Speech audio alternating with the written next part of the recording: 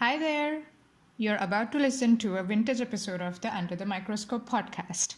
While the content is still as relevant and as interesting as when it was recorded, our webpage has changed. You can now find us at thesciencetalk.com/real-scientist-nano.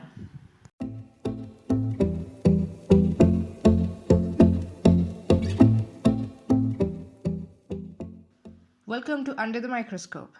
This series is brought to you by the Real Scientists Nano team. Our goal is to provide a platform where scientists can communicate their work and interact with the public.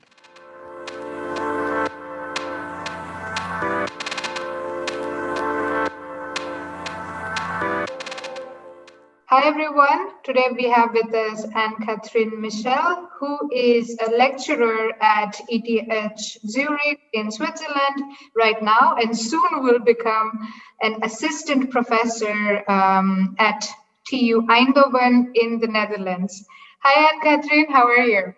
Hi Pranoti, thanks for having me. I'm great, how are you? I'm good, excited to talk about your science. So let's start with understanding your research. So could you explain your research to us in super simple words, please? Yeah, I'll try. So I work on so-called phase change materials, which feature a structural contrast between their amorphous and crystalline state.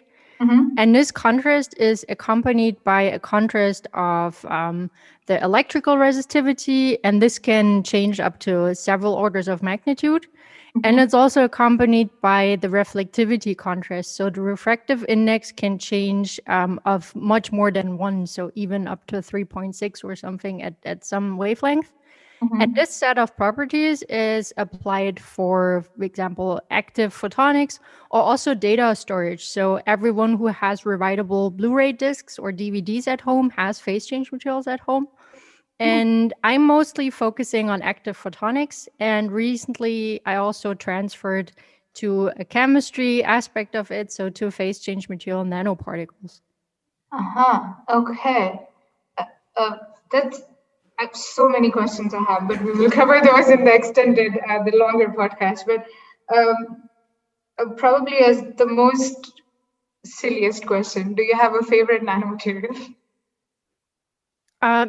Sure, phase change material nanoparticles. No, I'm very much married to my topic, I have to say. I was fascinated from the first lecture I heard about this topic. So it was a lecture on going from physical principle to a product. So how physics is applied in products and how it made use of that. And so I think I also had a really good professor who gave the lecture, but I thought it's so fascinating that you can see how physics is directly applied in something you can use in a daily life. That, yeah, I got hooked on that topic and couldn't really leave it since then. So, yeah, I think it's fascinating that you can have also all a bulk material going down to a nanomaterial and then having all the property changes. So even the fact that it's the same material to some extent isn't really true anymore for these small dimensions. So yeah, that's why I think I keep on working on this topic, hopefully for a couple of years still. That would be really cool. And I will be definitely checking up on what's happening in your new group in TU Eindhoven as well. No pressure. So I'm sure there is a lot you will be talking about, not just science, but also life as a scientist and everything. So what can the followers expect in the week that you will take over the Real Sci Nano Twitter account?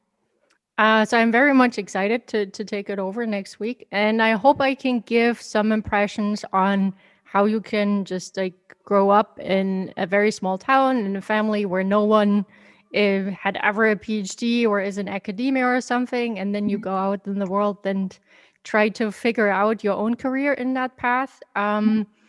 Also how it is maybe being still in minority in STEM. So just as a female researcher, especially in electrical engineering now in the future. And I would also like to share a bit my experience with the Photonic online meetup team, because this is an online conference that started actually right before the pandemic hit Europe. So in January last year was the first edition. And this team and the constant conference planning over the year, like really helped me getting through the pandemic and also showed me how important an online science community can be, not only scientifical, but also personally, mental health wise. So somehow I made great friends who I only know from Zoom meetings and GatherTown, and I can't wait to meet them in the real life then. So it was a great experience I would like to share. Okay. So there's a lot you will be talking about. I'm so excited to, I'm going to definitely follow all your tweets because there's just not just science, but also the other aspect, the human side of the science, the material science or nanoscience will be coming out. So that is really cool. Thank you very much, Ann-Katrin. Looking forward to having you on Real Scientist Nano. Thank you for speaking with me. Thanks for talking to Pranoti. Bye.